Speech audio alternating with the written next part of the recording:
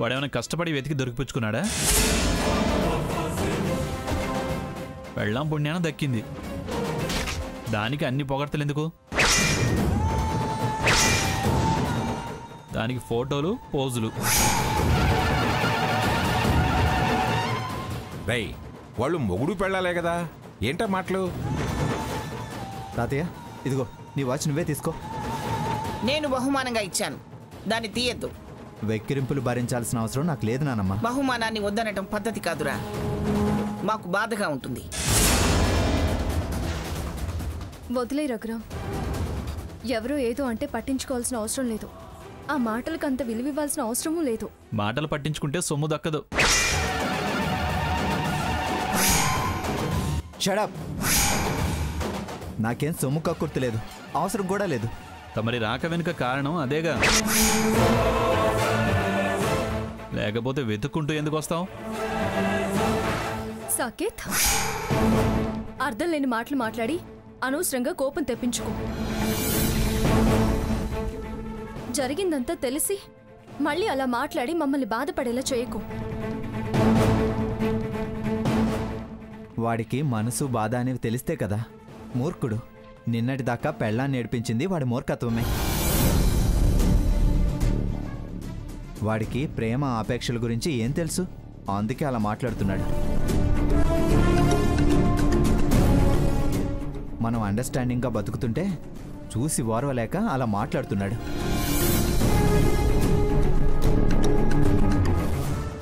వాడు డబ్బు మనిషి కాబట్టి అందరినీ అలాగే అనుకుంటున్నాడు. ఏంటి, నేను డబ్బు మనిషినా? అదేంటో తెలియకుండా పెరిగినోడివి నువ్వు.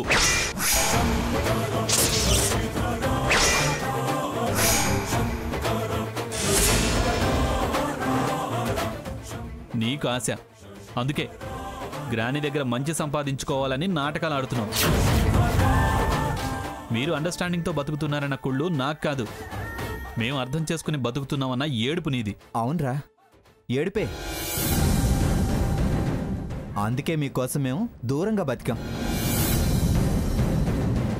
అందుకే మిమ్మల్ని కలపడానికి తాపత్రయపడ్డాం.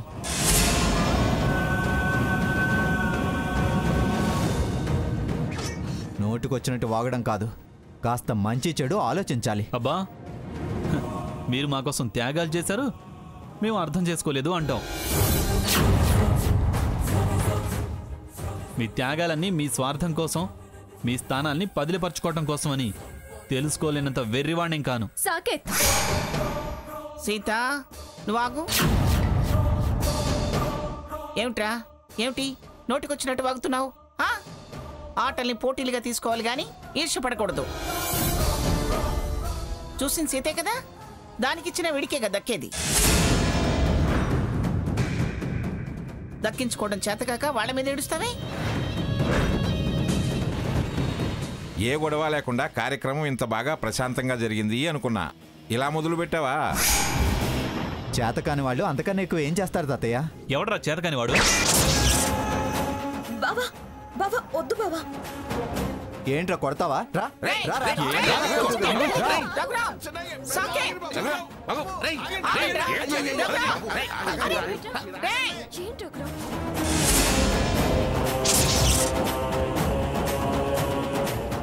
ఏమిటది? వాడికి సరే చెప్పు.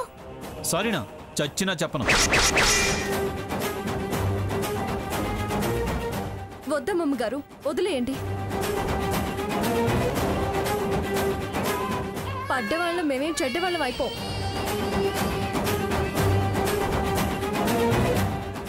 పట్టుబడితే పండుగ వాతావరణం అంతా రగడ రగడ అయిపోతుంది. ప్లీజ్ ఇంతటితో వదిలేయండి.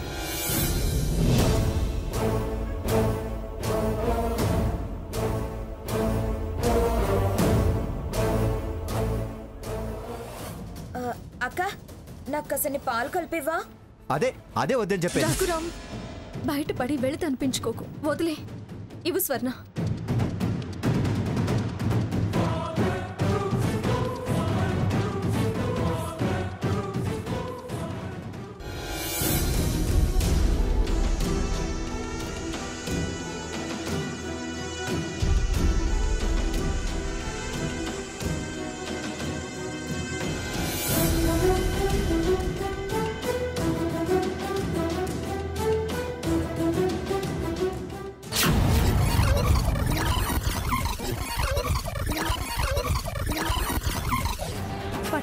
పండగ వాతావరణం అంతా రగడరగడైపోతుంది. ప్లీజ్ ఇక్కడితో వదిలేయండి.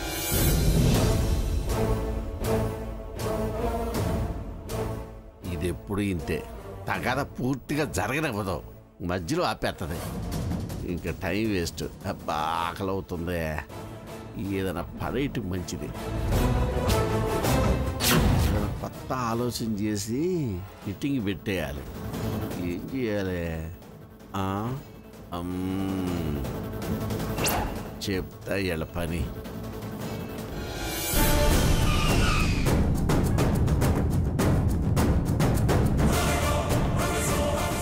పాలు,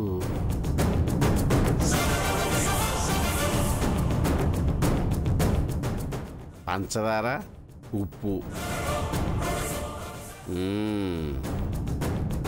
కాస్త ఉప్పు తీసి ఇందులో వేసేస్తే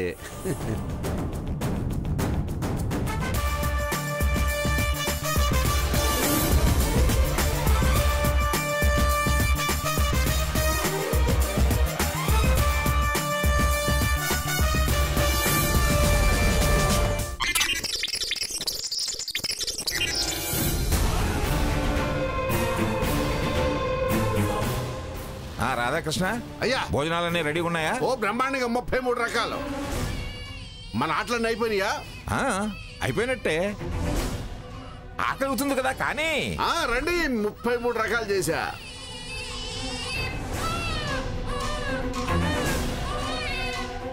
తీసుకోవే. తాగు నాన్న.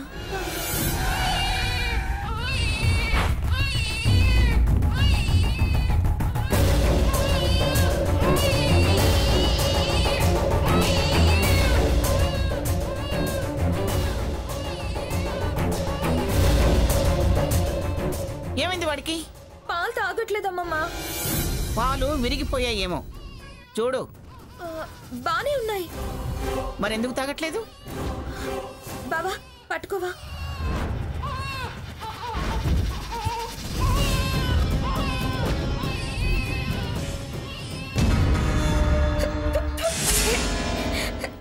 ఏంటక్క ఇది? ఇప్పటిదాకా మేము ఆ త్యాగం చేసాం, ఈ త్యాగం చేసామని బావ పెద్ద పెద్ద లెక్చర్లు ఇచ్చాడు. నువ్వు మా ఆయన ఏదేదో అన్నావు. ఇదేనా మీ మంచితనం? ఇదేనా మీరు చేసే మంచి?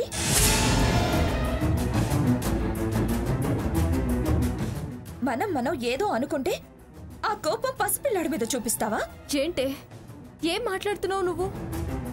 వాడి మీద నేను కోపం చూపించడం ఏంటి? అసలు నేనేం చేశానని నువ్వు ఇలా మాట్లాడుతున్నావు? ఏం చేసావా? ఒకసారి ఈ పాలు రుచి చూడు. ఏం చేసావో నీకే తెలుస్తుంది. చూడు.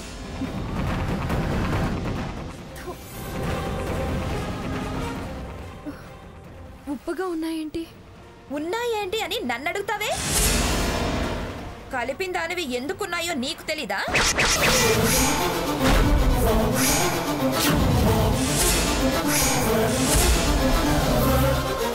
ఏదో పొరపాటు జరుగుంటుంది.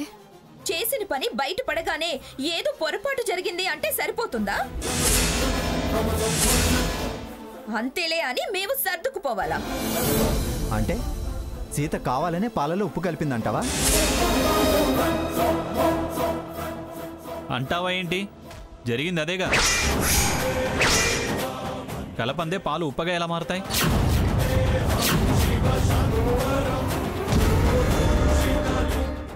నిన్ను నేనన్నానన్న కోపం ఈ రూపంలో పిల్లాడి మీద చూపించింది. మా మనసు అంత గొప్పది, ఇంత గొప్పది, అంత విశాలం, ఇంత విశాలం అన్నారుగా. ఇప్పుడే బుద్ధి బయటపడింది.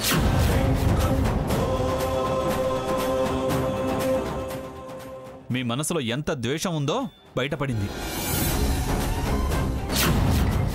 ఇందాక మేము అర్థం చేసుకుని బతుకుతున్నామని కుళ్ళు అన్నారే, అదే నిజం.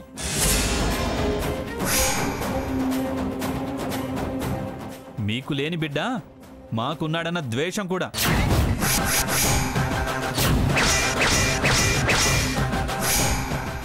అంత నీచమైన బుద్ధి, ఆలోచన నాకు లేదు. లేదని నువ్వంటే సరిపోతుందా? దానికి ఉప్పే సాక్ష్యం. చాలా తప్పుగా మాట్లాడుతున్నావు సాకేత్. నా గురించి అంత తేలిగ్గా ఎలా మాట్లాడగలుగుతున్నావు?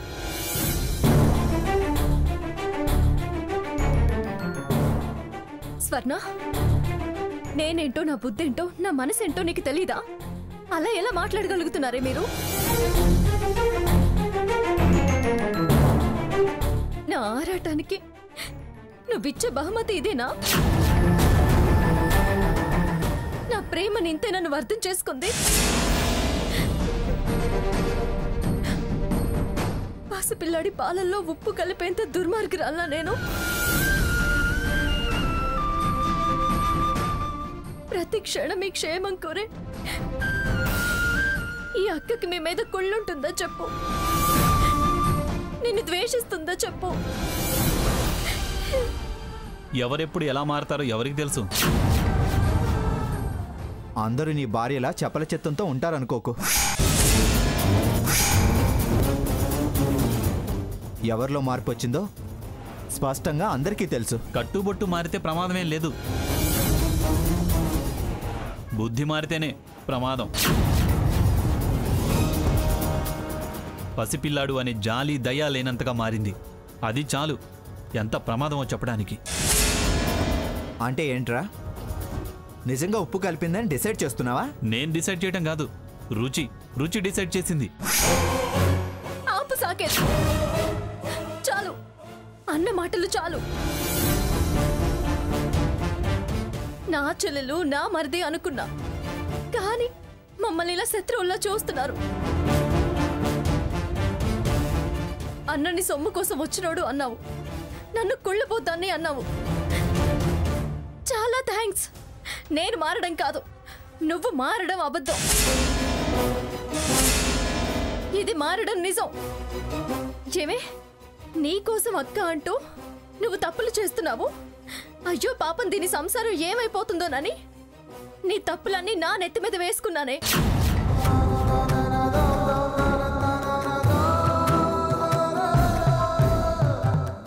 దానికి ఇద్దరూ కలిసి బాగా బుద్ధి చెప్పారు. పాలు విరక్కపోవచ్చు కానీ నా మనసు విరిగే మాటలు అన్నారు. ఎంత నీచురల్లా నిలబెట్టారు.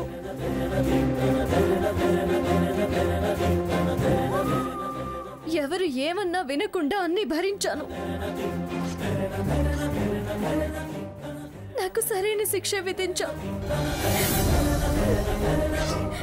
నా గురించి ఇంత గొప్పగా ఆలోచిస్తారని నేను ఎప్పుడూ ఊహించలేదు.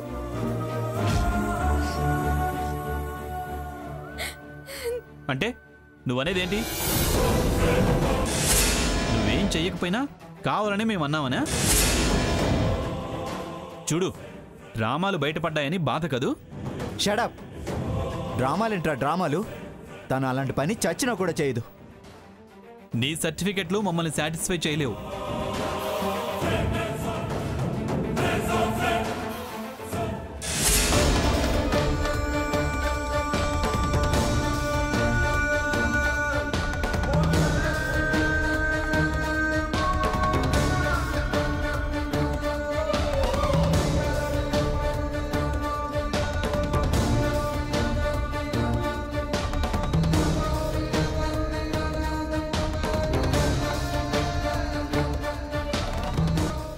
తులసి మొక్క మీద ప్రమాణం చేసి చెప్తున్నా, నేనేమి కావాలని ఉప్పు కలపలేదు.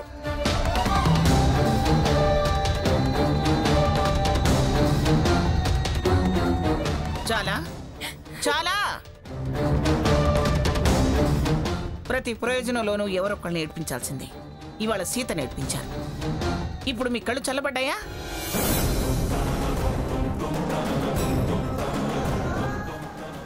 స్వర్ణ, సంతోషించవే, బాగా సంతోషించు.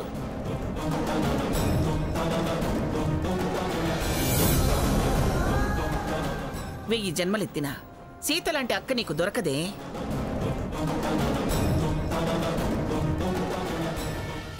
అలాంటి దాని మీద ఎంతటి నిందలేసావే.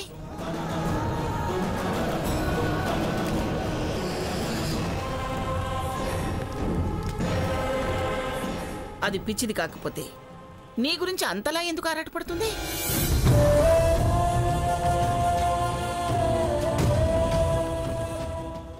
నిన్ను నిర్దోషిగా నిలబెట్టేదాన్ని ఇవాళ దాన్నే దోషిని చేసి నిలబెట్టావు.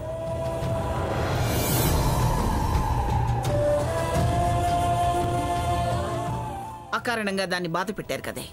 ఎవరికో ఏదో జరిగిందంటే బాధపడే దాన్ని వలవల ఏడ్పించారు.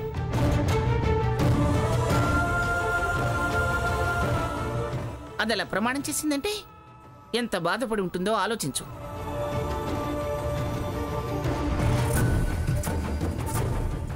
ఏమి సీత, ఎంత పిచ్చితనం ఏమిటి నీకు?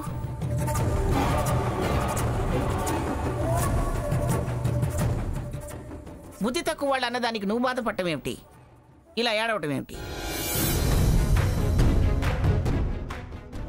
ఊరుకో, ఇంకా ఊరుకో, ఊరుకో. నువ్వు అలా ఏడుస్తుంటే నేను తట్టుకోలేను. ఛీ, ఎంత పాపిస్ట్ వాళ్ళే మీరు. ఎంత కుమిలిపోతుందో అది చూడండి.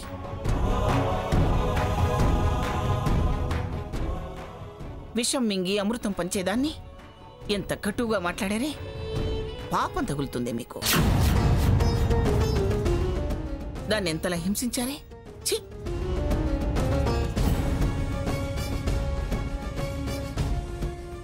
నేనేంటో, నా బుద్ధేంటో, నా మనసేంటో నీకు తెలీదా? నా ఆరాటానికి నువ్వు ఇచ్చే బహుమతి ఇదేనా? నా ప్రేమని ఇంతేనా నువ్వు అర్థం చేసుకుంది? తప్పు దాందైనా నీదైనా నీ తప్పు కిందే లెక్కిస్తూ ఒక్కొక్క ఒక్కని అవతల పారేస్తా. ఇవి అయిపోయేదాకా క్షమిస్తా. ఆ తర్వాత తప్పెవరిదనే తీసివేతలు కూడికలు లేకుండా సీత నిన్ను బయటికి గెంటుతా.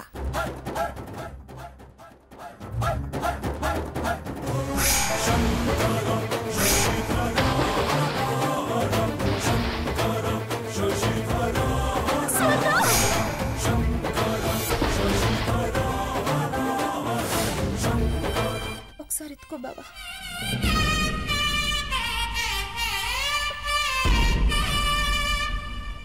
సారీ అక్క, నన్ను క్షమించు. ఏదో ఆ క్షణం బుద్ధి గడ్డి తింది అంటావు. ఊరుకో సీత, నువ్వు ఊరుకో. తప్పు తెలుసుకుని సారీ చెబుతుంది కదా, ఊరుకోమ్మ సీత. సకేత్, సారీ చెప్పరా.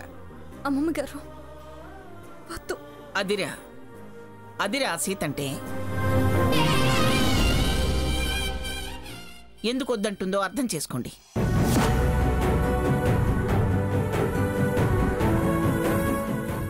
అంతరాత్మలకి తప్పు తెలియాలని. సారీ చెప్పాననే ఫీలింగ్ మళ్ళీ మనసులో ఉండిపోతే సరిగ్గా అర్థం చేసుకోలేరని. సారీ అక్క, నిజంగా సారీ.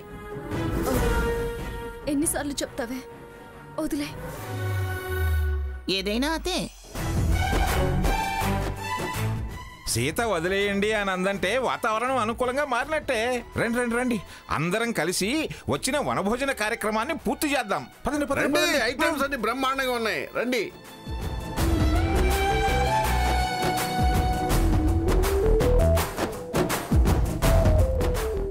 సీత పదమ్మా. రా అక్క, పద.